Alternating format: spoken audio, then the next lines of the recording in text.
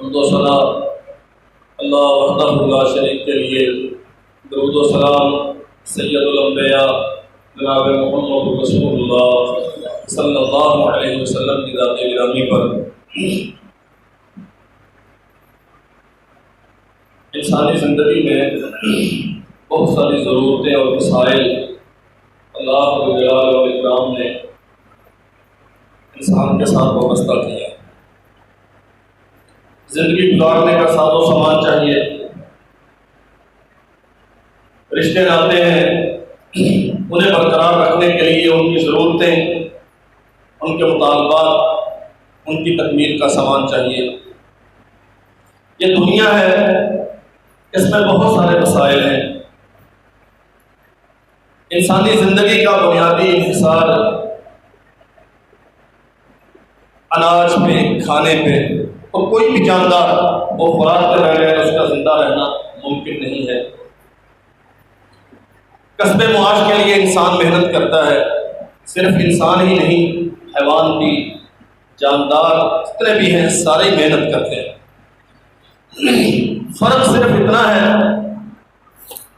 جاندار حیوان کے، انسان کے علاوہ حیوان ہیں، درندے ہیں، جنگل کے باسی ہیں، زمین پہ رہنے والے کیڑے مکوڑے ہیں، ان کے لیے حلال و حرام کے وہ معیارات اور ضابطے نہیں ہیں جو اللہ ذو الجلال والاکرام نے انسان کے لیے پیدا کیا۔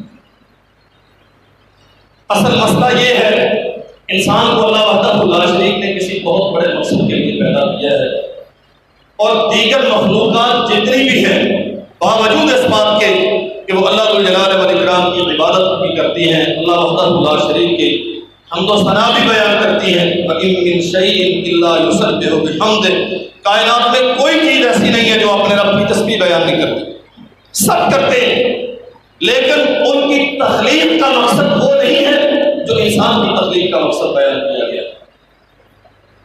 اس لیے قاعدے ضابطے بھی ان کے لیے حلال و حرام کے وہ نہیں ہیں جو انسان کے لیے۔ انسان کو اللہ ذو الجلال والاکرام نے لالچ دیا ہے، اس کی طبیعت میں، اس کی فطرت میں تمام موجود ہے۔ پھر ضروریات ہیں، ضروریات پوری ہو جائیں تو پھر سہولیات کی ضرورت ہوتی ہے، سہولیات بندہ پوری کر لے تو پھر فخر و مباحات کا سلسلہ شروع ہوتا ہے جس کا کوئی کنارہ، کوئی انتہا ہے ہی نہیں، یہ ہمیشہ چلتا رہتا ہے۔ اللہ وحدہ لا شریک نے انسان کو بہت ساری ضروریات ودیت کرنے کے باوجود پابند کیا ہے اس اصول کا جو آسمان سے اتارا گیا ہے۔ کھانا تیری ضرورت ہے، لیکن تیرا رب کہتا ہے کلوا من طیبات ما رزقناکم، جو اللہ نے پاکیزہ چیزیں تیرے لیے بنائی ہیں ان میں سے کھانا ہے، جو پاکیزہ نہیں ہے ان میں سے نہیں کھانا۔ کپڑا ہے، مکان ہے، دنیا کی زندگی کی دیگر ضروریات ہیں، یہ ساری تیرے ساتھ ہیں، ان کے بغیر زندگی کا تصور محال ہے۔ لیکن اللہ ذو الجلال والاکرام نے تیرے لیے ایک قانون بنایا ہے، تو کھا مما فی الارض حلالا طیبا، جو حلال ہے، جو حلال نہیں ہے وہ نہیں کھانی۔ جانور کے لیے یہ ضابطہ نہیں ہے، وہ راہ چلتا جو ہرا بھرا کھیت اسے نظر آئے گا اس میں منہ مارے گا، لیکن انسان کو جانور سے ممتاز کیا گیا ہے، انسان کو جانور سے مرتبہ دیا گیا ہے، اس کا الگ ایک وقار قائم کیا گیا ہے۔ یہ جانور نہیں ہے کہ ہر اچھی خوشنما چیز کی طرف ہاتھ بڑھا دے، یہ جانور نہیں ہے کہ ہر پسندیدہ چیز کو اچکنے کے لیے رکھے، قطعی نظر اس بات کے کہ وہ اس کی ہے یا نہیں۔ چونکہ یہ انسان ہے، اس کے لیے اللہ نے قانون اتارا ہے، اس کے لیے اللہ ذو الجلال والاکرام نے ایک ضابطہ مقرر کیا ہے۔ ہم نے تیرے ساتھ یہ ضرورتیں لگائی ہیں، کلوا مما فی الارض حلالا طیبا، لیکن ان ضرورتوں کی تکمیل کے لیے رستہ صرف وہ ہے جو حلال ہے، جو حرام کا رستہ ہے وہ تیرے لیے جائز نہیں۔ اور یہ بات بہت اچھی طرح سمجھ لیں، انسانی تاریخ میں اگر ظلم و جبر نہ ہو، جو ہر طاقتور کمزور پہ روا رکھنا اپنے لیے استحقاق سمجھتا ہے، اگر اس قسم کی بدترین مثالیں نہ ہوں، ہر انسان کو جینے کا پورا موقع انصاف کے ساتھ فراہم کیا جائے، تو بھوک کی وجہ سے کبھی کوئی انسان دنیا میں مرتا ہوا نہیں دیکھا گیا۔ یا ایھا الناس کلوا مما فی الارض حلالا طیبا، یہ ساری زمین ہم نے تمہارے لیے بچھا دی، یہ ساری زمین ہم نے تمہارے لیے بچھائی ہے۔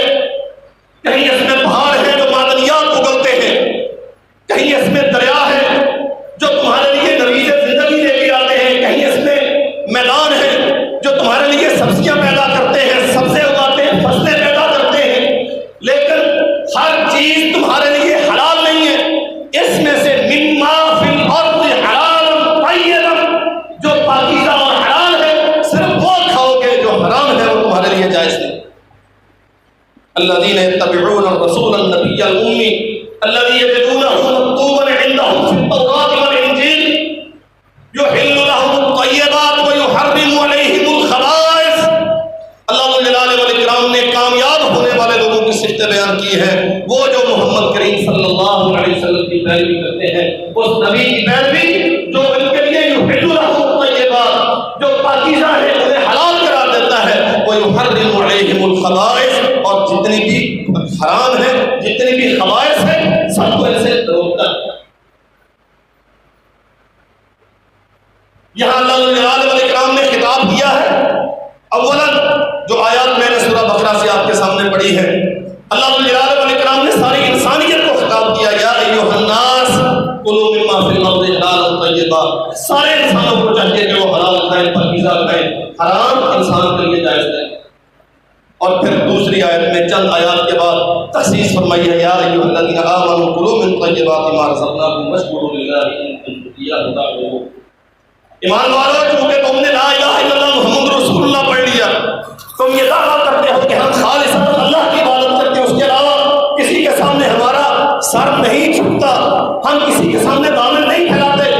اب چونکہ تم ایک اللہ جلال والاکرام کی توحید کا اقرار کرتے ہو، اس لیے تمہارے لیے لازم ہے کہ صرف پاکیزہ کھاؤ، جو حرام ہے، جو خبائث ہے، جو ناپاک ہے، اس کے قریب کبھی نہ جاؤ۔ نقصان کیا ہوتا ہے؟ نبی کریم صلی اللہ علیہ وسلم نے فرمایا، ایک حرام کا لقمہ کھانے سے 40 دن تک یہ عبادت قبول نہیں ہوتی۔ ہمیں بنیادی طور پہ بندگی کے لیے پیدا کیا گیا ہے، یہ بات ہم بارہا عرض کر چکے، ہمیں بنیادی طور پہ بندگی کے لیے پیدا کیا گیا ہے۔ وَذَكِّرْ فَإِنَّ الذِّكْرَىٰ تَنفَعُ الْمُؤْمِنِينَ وَمَا خَلَقْتُ الْجِنَّ وَالْإِنسَ إِلَّا لِيَعْبُدُونَ۔ آپ بتائیں، سمجھائیں، بار بار تکرار کریں، احساس دلائیں اس قوم کو کہ احساس دلانے سے انہیں فائدہ ہوگا، احساس پیدا ہوگا، رجوع کریں گے اللہ کی طرف۔ وَمَا خَلَقْتُ الْجِنَّ وَالْإِنسَ إِلَّا لِيَعْبُدُونَ۔ احساس کس چیز کا ہے لوگوں؟ تمہیں دنیا کمانے کے لیے نہیں پیدا کیا گیا، تمہیں تو اللہ کی عبادت کے لیے پیدا کیا گیا۔ اور ساتھ ہی فرمایا، مَا أُرِيدُ مِنْهُم مِّن رِزْقٍ وَمَا أُرِيدُ أَن يُطْعِمُونِ۔ ہم تم سے کوئی رزق کی ڈیمانڈ کرتے ہیں کہ دنیا کو مسخر کرو اور سونے کے پہاڑ اپنے قبضے میں لے لو، بینک بیلنسز بناؤ، گاڑیاں خریدو، ہمیں تو تم سے اس چیز کی طلب نہیں ہے۔ ان اللہ هو الرزاق ذو القوة المتین، وہ بڑا طاقت والا ہے، ساری کائنات کے خزانے تو اس کے ہاتھ میں ہیں، اسے تم سے دولت نہیں چاہیے، وہ تم سے عبادت چاہتا ہے۔ رزق حرام کھانے کا سب سے بڑا نقصان کیا ہوتا ہے؟ محمد کریم صلی اللہ علیہ وسلم فرماتے ہیں 40 دن تک کی انسانوں کی عبادت کو اللہ جلال والاکرام ضائع کر دیتا ہے۔ ہمیں رزق حلال کی یہ بہت بنیادی مسئلہ ہے، یاد رکھو، اللہ کی قسم، جو عبادات کی قبولیت کی شرطیں ہیں نا، ایمان کے بغیر عبادت قبول نہیں ہے، عقیدہ نہ ہو تو کوئی عمل قابل قبول نہیں ہے، اس کے بعد نیت خالص نہ ہو،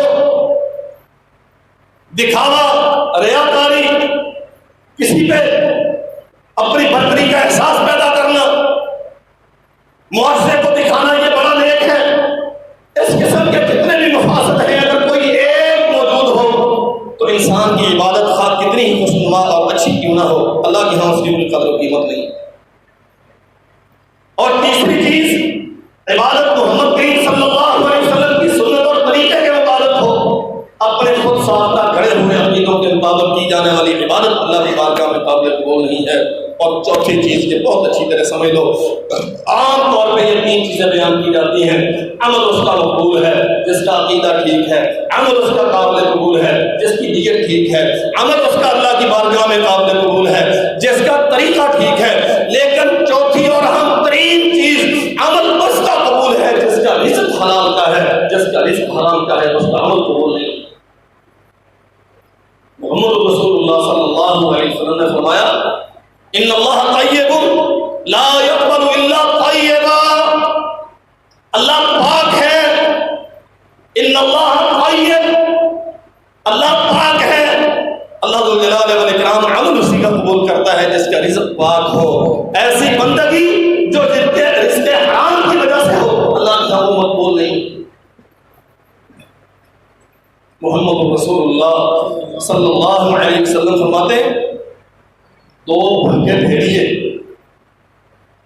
بکریوں کے ریوڑ میں گھس جائیں، وہ اتنا زیادہ نقصان نہیں کرتے ریوڑ کا جس قدر زیادہ نقصان انسان کی کثرت زر کی ہوس اور جاہ و منصب کی ناجائز لالچ ایمان کا کرتی۔ مسئلہ سمجھو اچھی طرح۔ فرمایا محمد کریم صلی اللہ علیہ وسلم نے ما ذئبان جائفان مرسلا فی غنم، 2 بھوکے بھیڑیے کمزور بکریوں کے ریوڑ میں گھس گئے، یہ دونوں بھوکے ہیں اور بھیڑیے ہیں۔ بھیڑیے کی صفت، اس کی خاصیت اپنے سے کمزور کو چیر پھاڑ دینا، نقصان کرنا، قتل کرنا، جانیں تلف کرنا، بربادی کرنا، یہ بھیڑیے کی صفت ہے۔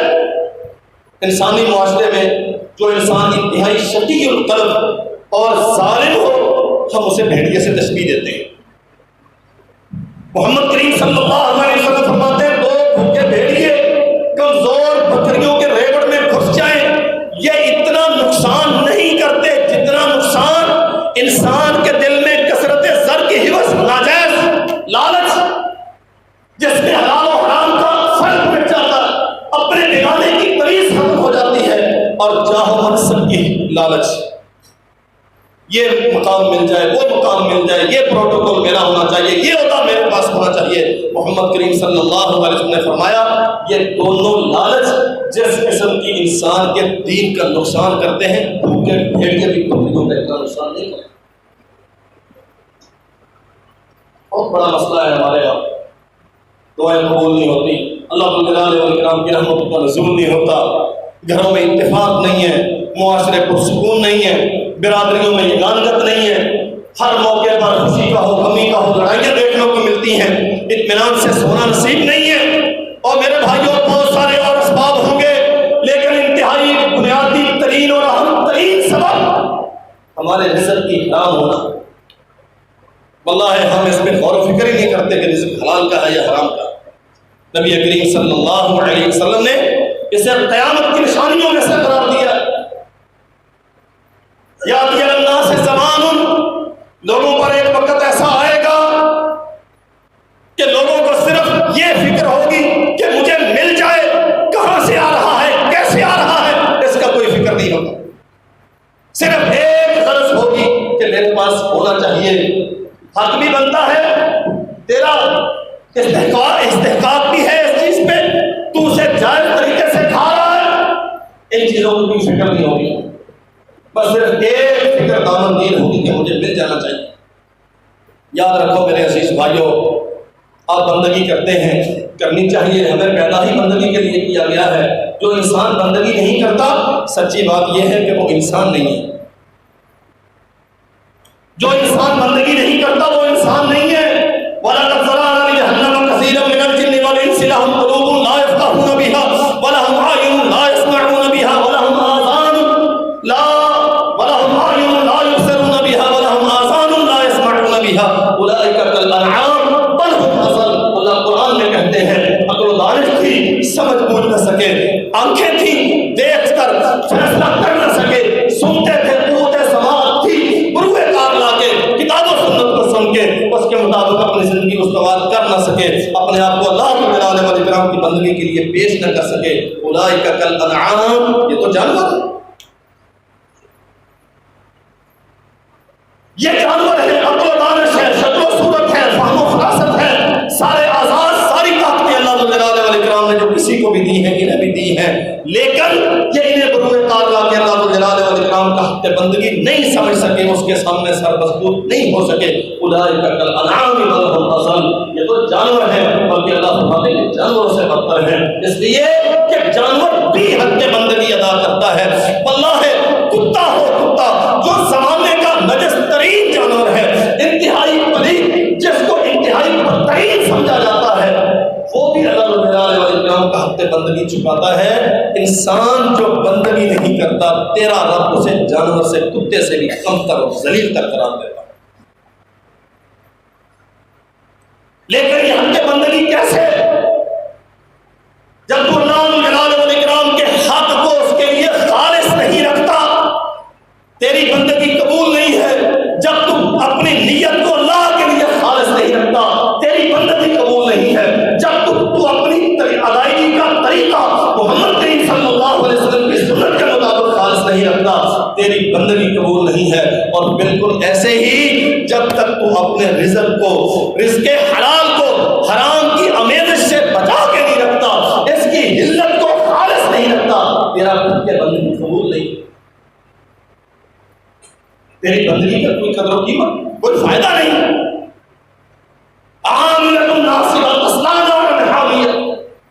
پہاڑ کھڑے کیے ہوئے ہوں گے نیکیوں کے، لیکن اللہ جلال والاکرام کے کام کے ہاں نیکیوں کی کوئی قدر و قیمت نہیں ہوگی۔ اس کے پیچھے وہ سوچ کار فرما نہیں تھی جو اللہ جلال والاکرام کو مطلوب ہے۔ بندگی کرنے سے پہلے اپنا رزق دیکھیے، اپنا رزق دیکھیے کیا حلال کا۔ نماز کی ادائیگی سے پہلے علماء نے بہت کچھ لکھا ہے۔ تیرا اندر صاف ہونا چاہیے، پھر تیرا ظاہر وضو کے ساتھ صاف ہونا چاہیے، بوضو پاکیزگی کی حالت میں، صاف نماز میں، صاف جگہ پر، صاف مصلے پر نماز پڑھ۔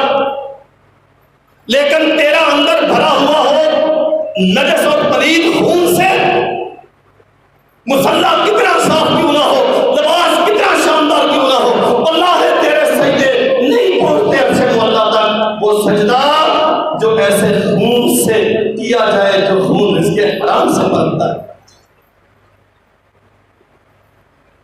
بڑے نقصانات ہیں رزق حرام کے۔ جب بندہ رزق حلال کے لیے جستجو کرتا ہے تو پھر بہت سارے مواقع ایسے ہوتے ہیں اللہ جلال والاکرام کی رضا کے لیے بندہ اپنے حق سے دستبردار ہو جاتا ہے، اور جسے حلال و حرام کا لحاظ نہیں ہوتا وہ دوسروں کا حق مارتے ہوئے کبھی نہیں ہوتا، اور حق مارنے کا بدیہی نتیجہ دنیا میں ظلم پیدا ہوتا ہے۔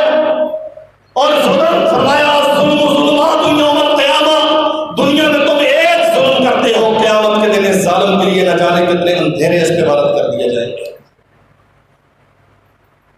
اس ظلم کے نتیجے میں برادریاں ٹوٹتی ہیں، اس ظلم کے نتیجے میں اولاد والدین سے دور ہوتی ہے، اس ظلم کے نتیجے میں بھائی بہنوں کا آپس میں اتفاق اور محبت کے رشتے منقطع ہوتے ہیں، اس ظلم کے نتیجے میں پھر قتل ہوتے ہیں، اس ظلم کے نتیجے میں عدالتیں آباد ہوتی ہیں، جیلیں بھری جاتی ہیں۔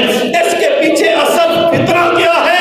رزق حرام کا تو نے حلال کا اہتمام نہ کیا، اپنے ٹھکانے کا لحاظ نہ کیا، تو صرف کثرت افسر کی حوث میں لگا رہا، نہیں سوچا اللہ جلال والاکرام نے میرے لیے اسے جائز بھی رکھا ہے کہ نہیں۔ تو نے اپنے رب کے قاعدے ضابطے توڑے، اللہ جلال والاکرام نے تیرے پورے معاشرے کو بے سکونی کا مرکز بنا دیا۔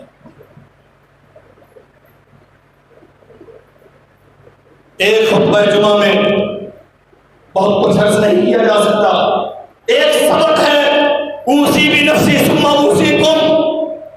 میں اپنے آپ سے، اپنے بھائیوں سے، اپنی بہنوں سے درخواست کروں گا، اسے یاد رکھیے اور جا کے دیکھیے اپنے گھروں میں۔ اگر دو بھائیوں کی آپس میں ناچاکی ہے تو کہیں ایسا تو نہیں کہ اس کے پیچھے رزق حرام کا مسئلہ ہو۔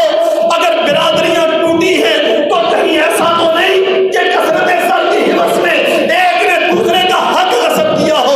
اگر قتل ہوتے ہیں کہیں ایسا تو نہیں کہ اس قتل کا باعث حرام رہا۔ واللہ ہے رزق حرام ہم بھول بیٹھے کہ رزق تو آسمان سے آتا ہے، ہم نے فراموش کر دی یہ حقیقت۔ رزق حلال پہ رہنے سے آتا ہے، حرام اختیار کرنے سے تو رزق جاتا ہے۔ بظاہر گنتی کرنے میں نوٹ زیادہ ہوتے ہیں لیکن برکتیں نہیں ہوتی، دولتیں تو گھر میں آ جاتی ہیں لیکن رشتے روٹ جاتے ہیں، بلڈنگیں تو بہت عظیم الشان تعمیر کر لی جاتی ہیں لیکن اطمینان اور امن و سکون ان سے رخصت ہو جاتا ہے۔ اللہ ہے، جاؤ چند سال پیچھے چلے جاؤ، جو بڑے بوڑھے بیٹھے ہیں ان سے پوچھ کے دیکھ لو، جب کچی دیواریں تھیں اور سرکنڈوں کی چھتیں تھیں، ایک ہی چھت کے نیچے سارے گھر کے افراد سوتے تھے، اللہ کی قسم ایک دوسرے کی آہ پہ سارا گھر تڑپتا تھا اور کھڑے ہوتے تھے اس کے سرحانے۔ مجھے تکلیف کیا ہے، آج پیسے کی کثرت ہے، روپیہ پیسہ عام ہے، بوریاں بھر بھر کے ہم کماتے اور لوٹاتے ہیں، لیکن حالت کیا ہے کہ تیری چارپائی کے ساتھ سونے والا تیری چیخو پکار کے بھیتر پر بدلنے کے لیے تیار نہیں۔ یہ روزے روشن کی طرح حقیقتیں ہیں، ہم آنکھیں بند رکھیں انہیں جھٹلاتے رہے تو یہ ہماری بدقسمتی، مگر اللہ جلال والاکرام نے سب کچھ واضح کر دیا۔ جب دیواریں کچی تھیں اور مٹی کے چراغوں کی لو کے ذریعے سے تم ایک دوسرے سے باتیں کرتے تھے، تب لہجوں سے دوسرے کی خوشی اور غمی کا احساس ہوتا تھا۔ اب اللہ کی قسم دوسرا سامنے والا روتا چیختا بھی ہے، اپنے دکھ بیان نہیں کرتا ہے تو ہمارے کان پہ کیوں نہیں؟ لہجوں کے اتار چڑھاؤ سے دوسرے کی خوشی اور غمی کا احساس ہوتا تھا، اور اب وہ سینے سے لگ کے رونا بھی چاہے تو ہمارے پاس اتنی فرصت نہیں ہے کہ کسی کا دکڑا سنے۔ یہ بے دردی، اس کے پیچھے حرام ہے۔ ہمدردی سے خالی ہونا، محبتوں کا القاء ہونا، اخوت و یگانگت کا ہمارے معاشرے سے رخصت ہونا، اس کے پیچھے کثرت زر کی حوث اور ایسی لالچ جس میں حلال و حرام کا فرق کوئی نہیں رہا۔ تو نے کیسے یہ سمجھ لیا کہ روزی تیرے اختیار میں ہے؟ وما من دابۃ فی الارض الا علی اللہ رزقها،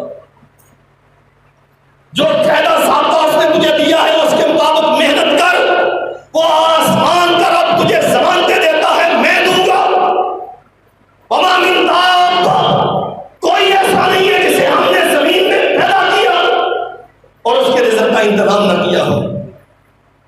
وفی السماء رزقکم وما توعدون، اللہ فرماتے ہیں یہ زمینیں رزق نہیں دیتی ہیں،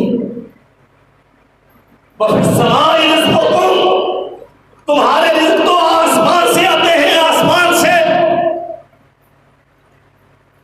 قتل کر دو تاکہ اس کا حصہ بھی مجھے مل جائے، باپ کو ہپنوٹائز کرو، اسے لبھاؤ للچاؤ اپنی طرف مائل کرو تاکہ اس کا بھی مجھے مل جائے، بہنوں کو نہ دو تاکہ زمینیں بٹوارے سے بچ جائیں اور میرا زیادہ ہو جائے۔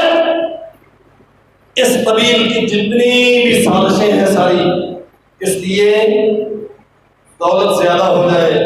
تیرا رب کہتا ہے نہیں، تو غلط کرتا ہے، وفی السماء رزقکم وما توعدون، تو اپنے آپ کو آسمان والے کے احکام کے تابع کر، ہم آسمان سے تیرے لیے رزق کا انتظام کریں گے۔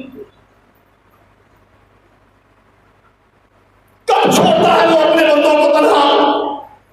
اللہ الذی خلقکم ثم رزقکم ثم یمیتکم ثم یحییکم، وہ ہے جس نے تمہیں پیدا کیا، وہ ہے جو تمہارے لیے رزق کا انتظام کرتا ہے۔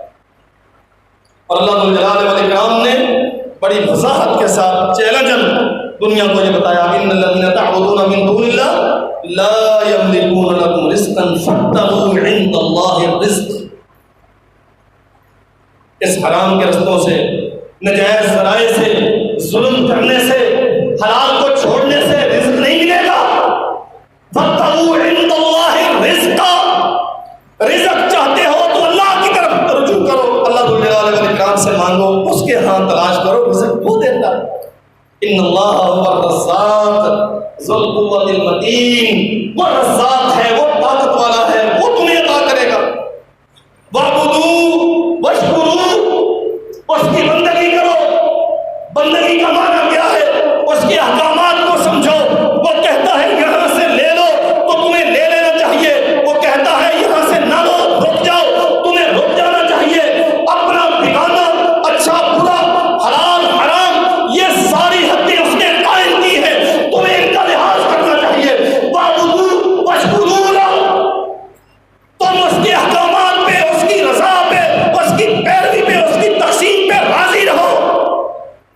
اللہ ذو الجلال والاکرام کے ہاں رزق تلاش کرنے کا معنی کیا ہے؟ اپنے آپ کو اس کی سپرد کرو، اس کی بندگی کرو، جو وہ کہتا ہے وہ کرو، اور پھر اپنے آپ کو اس کی تقسیم پہ راضی رکھو۔ واشکروا لہ، اس کے احکامات کی پیروی کرو، اور جو وہ تمہیں دیتا ہے اس پہ راضی رہو۔ دوسرے کا حق مارنے کا معنی کیا ہے؟ حرام کھانے کا معنی کیا ہے؟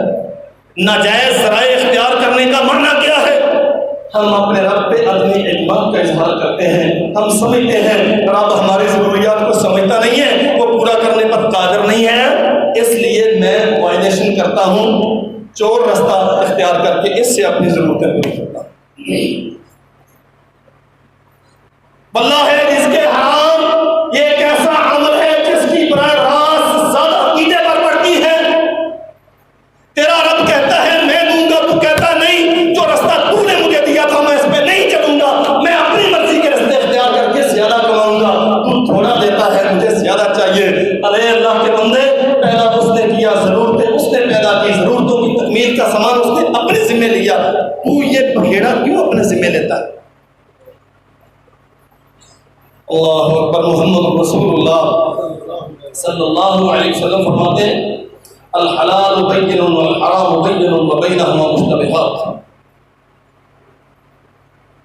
کچھ چیزیں حلال ہیں ان کا حلال ہونا واضح ہے، کچھ چیزیں حرام ہیں ان کا حرام ہونا واضح ہے۔ وبینہما مشتبہات، اور کچھ چیزیں ہیں مشتبہ، یہ ایک لمبی علمی بحث ہے۔ ہر چیز ہر بندے پر ہر وقت واضح نہیں ہوتی۔ شریعت کا حکم کیا ہے؟ فرمایا من اتقى الشبہات استبرأ لدینہ وعرضہ۔ جو بندہ مشتبہ چیزوں سے بچ گیا اس نے اپنا دین بھی بچا لیا، اپنی عزت بھی بچا لی۔ حرام سے نہیں، حدیث کیا ہے؟ مشتبہات سے۔ من اتقى الشبہات، حلال بھی واضح حرام بھی واضح، حرام میں واقع ہونے کا تو تصور ہی نہیں۔ مشتبہات سے بچو، شک زدہ چیزوں سے بچو، جس کا حلال ہونا تمہارے لیے واضح نہیں ہے، اپنے آپ کو اس سے الگ رکھو۔ فرمایا جس نے مشتبہات سے اپنے آپ کو بچا لیا اس نے اپنی عزت بھی بچا لی، اپنا دین بھی بچا لیا۔ استبرأ لدینہ وعرضہ، اس کا ایمان بھی بچ گیا، اس کی عزت بھی بچ گیا۔ اور جو مشتبہات کو اختیار کرتا ہے، فرمایا محمد کریم صلی اللہ علیہ وسلم نے اس کی مثال ایسے جیسے بکریوں کا ایک ریوڑ ہرے بھرے کھیت کے بالکل ساتھ چل رہا ہے۔ یہ ساتھ والی جگہ یہ ممنوع علاقہ نہیں ہے، لیکن اس حد فاصل سے اس سائڈ کے پہ جو کھیت ہے وہ ممنوع ہے، وہ حرام ہے۔ اب ہوگا کیا؟ مالک چرواہا اس کی نگاہ ادھر گئی، بکری چھلانگ لگا کے کھیت میں داخل ہو گئی اور کھیت کا بیڑا غرق کر دیا۔ جو مشتبہات کو اختیار کرتا ہے اس کا دین اور اس کی عزت ایسے ہی خطرے میں ہے جیسے ہرے بھرے کھیت کے ساتھ چرنے والی بکریوں سے کھیت خطرے میں۔ ہم نے کہا عجیب بات یہ ہے، علماء سے مسئلے پوچھتے ہیں، نماز کا طریقہ، ختم کا طریقہ، رفع الیدین کے مسئلے، بہت سارے مسئلے، لیکن شاید کبھی کسی تاجر نے آ کے پوچھا ہو مولوی صاحب یہ کام کرنے جا رہا ہوں حلال ہے کہ حرام ہے؟ کبھی کسی سودا کرنے سے پہلے پوچھا گیا ہو یہ تجارت مقصود ہے حلال ہے کہ حرام ہے؟ نہ علماء ممبروں میں حالات میں یہ مسئلے بیان کریں، نہ عوام کو ان سے کوئی غرض ہے۔ یاد رکھو نماز میں کوئی سستی اور نقص رہ بھی گیا اللہ ہمیں محفوظ فرمائے تو اللہ معاف کرنے والا ہے، لیکن اللہ کی قسم وہ نماز جو رزق حرام کے نتیجے میں پڑھی جاتی ہے وہ قبول نہیں ہوگی، اس پہ مہر ہے، یہ قبول نہیں۔ کپڑا اچھا پہن کے آئے کہ برا پہن کے آئے، ٹوپی بڑی تھی کہ چھوٹی تھی یا نہیں تھی، یہ ساری چیزیں، یہ جتنی کمیاں کوتاہیاں ہیں، ممکن ہے کہ عرش والا معاف کر دے، لیکن اگر خون رزق حرام سے پیدا کیا گیا ہے تو پھر یہ معاف نہیں ہوگا۔ یہ مسئلے پوچھنے کے من اتقى الشبہات استبرأ بدینہ وعرضہ، اپنی عزت اور اپنا دین بچانا چاہتے ہو تو حلال اختیار کرو، حرام کو چھوڑ دو۔ حضور حرام کو تو چھوڑ دیا، لیکن جو مشتبہ ہیں فرمایا ہاں مشتبہات کو چھوڑو، جن کا حلال ہونا تمہارے لیے یقینی نہیں ہے، چھوڑ دو اس کو۔ ہم اس پہ بات کریں گے انشاءاللہ، اللہ نے اگر زندگی رکھی۔ صرف ایک جملہ عرض کرتا ہوں۔ ایک مولوی کہتا ہے کہ یہ حرام ہے، سود، تکافل، سیونگ اکاؤنٹ، اس کی قسمیں انشاءاللہ کبھی ذکر کریں گے۔ ایک مولوی کہتا ہے کہ حرام ہے، دوسرا بیچارہ ادھر ادھر سے کوئی ڈھونڈ ڈھانڈ کے کوئی اٹکل پٹو لگا کے حلال کرتا ہے۔ چلے حرام حلال تو واضح نہیں ہے، مشتبہ ہے کہ نہیں؟ تیرا نبی کہتا ہے دع ما یریبک الی ما لا یریبک، ہر شک زدہ چیز کو چھوڑ دے اور اس کو اختیار کر جس میں شک نہیں ہے، جس کی حقانیت تجھ پہ واضح ہے اسے اختیار کر، جس کے صحیح ہونے میں شک ہے اسے چھوڑ دے۔ اور کتنا بڑا اہتمام تھا صحابہ محمد صلی اللہ علیہ وسلم کی زندگی میں اس چیز کا۔ صحیح بخاری میں ایک واقعہ ہے، جناب ابو بکر صدیق رضی اللہ عنہ غلام کوئی چیز دے کے آیا، کھانے کی کوئی چیز تھی، پیش کی حضرت، آپ نے وہ تھوڑی سی معمولی سا حصہ کھا لیا تو بعد میں پوچھتا ہے کہ آپ نے تو سیدہ عائشہ رضی اللہ عنہ چشم کی گواہ ہے، وہ بیان کرتی ہیں، غلام نے پوچھا حضور آپ نے مجھ سے پوچھا ہی نہیں کہ یہ کہاں سے آئی؟ فرمایا کہاں سے آئی؟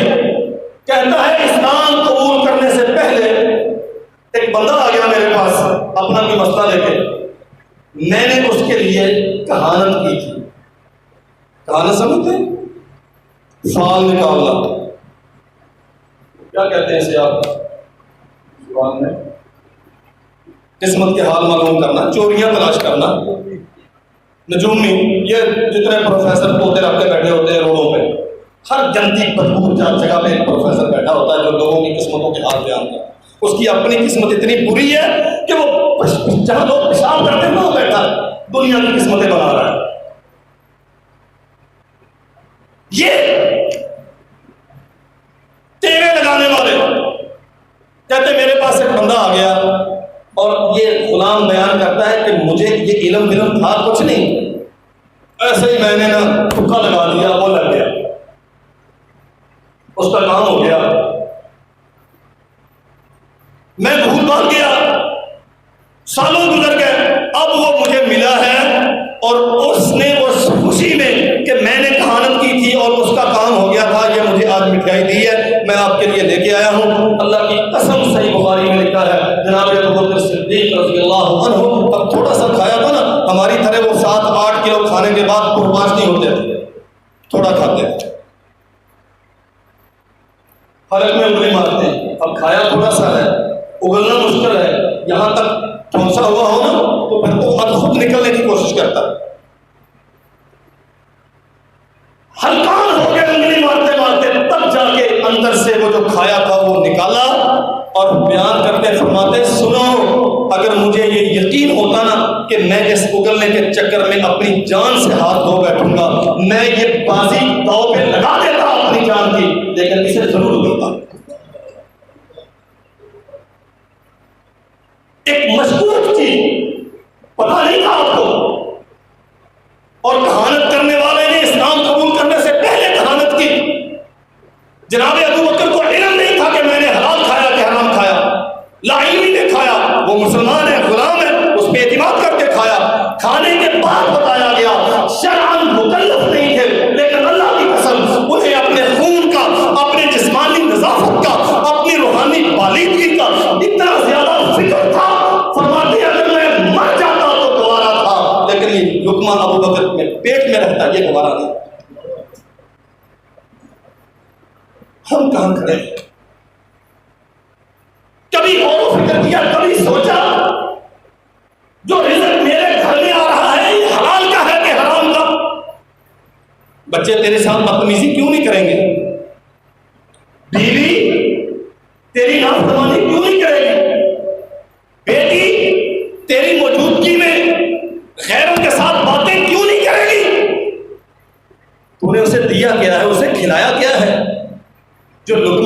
بیوی کے منہ میں ڈالتا ہے، جو بچوں کے لیے لے کے آتا ہے، جو لباس کو خود پہنتا ہے، اولاد کو پہناتا ہے، اس کی اتھینٹسٹی کیا ہے؟ علت و حرمت کے معیار پہ کیا محمد کریم صلی اللہ علیہ وسلم کے دیے ہوئے ضابطے کے مطابق ہے؟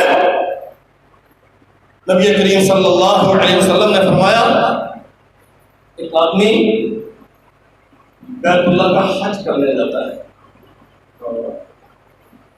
حج بیت اللہ میں یہ حج بیت اللہ ساری عبادات کا مجموعہ ہے۔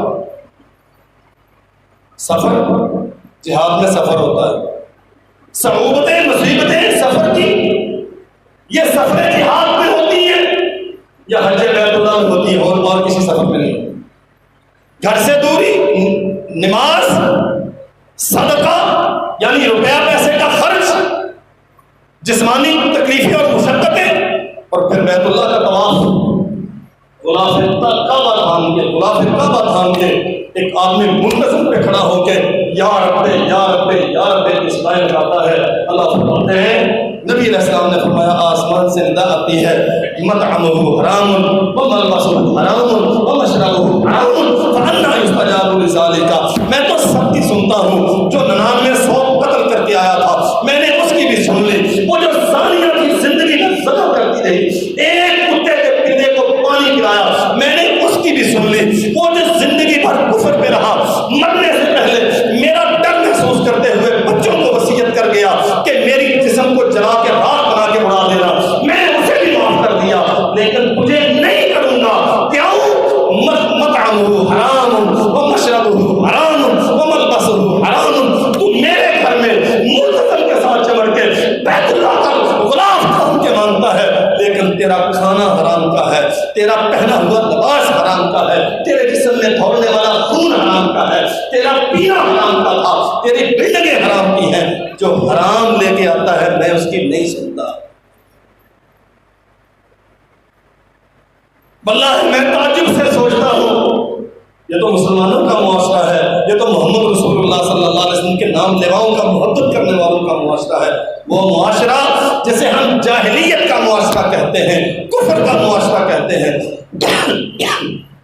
مشرکین مکہ بیت اللہ کی تعمیر نو، سارے سردار آپس میں اس بات پہ اتفاق کرتے ہیں بیت اللہ کی تعمیر میں روپیہ وہ صرف ہوگا جو حلال کا ہے، جو حرام کا ہے وہ بیت اللہ کی تعمیر میں نہیں لگے گا۔ یہ فلسفہ تو مکہ کے مشرک بھی سمجھتے تھے کہ اللہ کے ہاں مقبول عبادت وہ ہے جو حلال سے ہو، حرام سے کی جانے والی عبادت قابل قبول ہے۔ رزق حرام کے جانور قربانی میں، رزق حرام سے عمرے، قوم کا مال چوس چوس کے حج اور عمرے، اللہ کی رضا۔ تیرا رب بڑا خیرت والا ہے، تو پھٹا ہوا لباس لے کے آ جائے وہ مان لیتا ہے، تو بھوکے پیٹ آ جائے وہ مان لیتا ہے، تو بیت اللہ میں نہ جا سکے کسی مسجد کے کونے میں کھڑا ہو کے اسے پکارے وہ تیری سنتا ہے۔ ہاں اللہ کی قسم، تو اگر مسجد میں آنے سے بھی قاصر اور معذور ہو، تو اپنے گھر میں اپنی چارپائی پہ بیٹھ کے اسے پکارے وہ سنتا ہے، لیکن یاد رکھ جو جسم حرام سے پلا ہو وہ اس کی نہیں سنتا، وہ معذوروں کی، بدحالوں کی، بدشکلوں کی تو سنتا ہے، لیکن حرام کھانے والوں کی نہیں سنتا۔ 3-5 سوال ہوں گے قیامت کے دن، فرمایا لا تزول قدم ابن آدم حتی یسأل عن 5۔ آدم کا بیٹا کوئی انسان اللہ کی بارگاہ سے قدم ہلا نہیں سکے گا جب تک وہ 5 سوالوں کا جواب نہ دے دے۔ ان میں سے 2 سوال تیرے رزق کے متعلق ہوں گے، عن مالہ من این اکتسب وفیما انفق، تجھے پوچھا جائے گا جو مال تو نے کمایا یہ حلال کا تھا یا حرام کا تھا، جو مال تو نے کمایا یہ حلال کا تھا یا حرام کا تھا، وفیما انفق، اور جہاں تو نے خرچ کیا وہاں خرچ کرنا تیرے لیے جائز تھا کہ ناجائز تھا۔ اللہ ذو الجلال والاکرام ہمیں توفیق عطا فرمائے۔ یہ تمہیدی گفتگو تھی، اللہ نے زندہ رکھا تو ہمارے ہاں عام طور پہ رزق حرام کے ذرائع کیا کیا ہمارے معاشرے میں جنہیں ہم اختیار کیے ہوئے ہیں، بے شک زندگی اللہ خود میں عرض کریں گے۔ آخر دعوانا الحمدللہ۔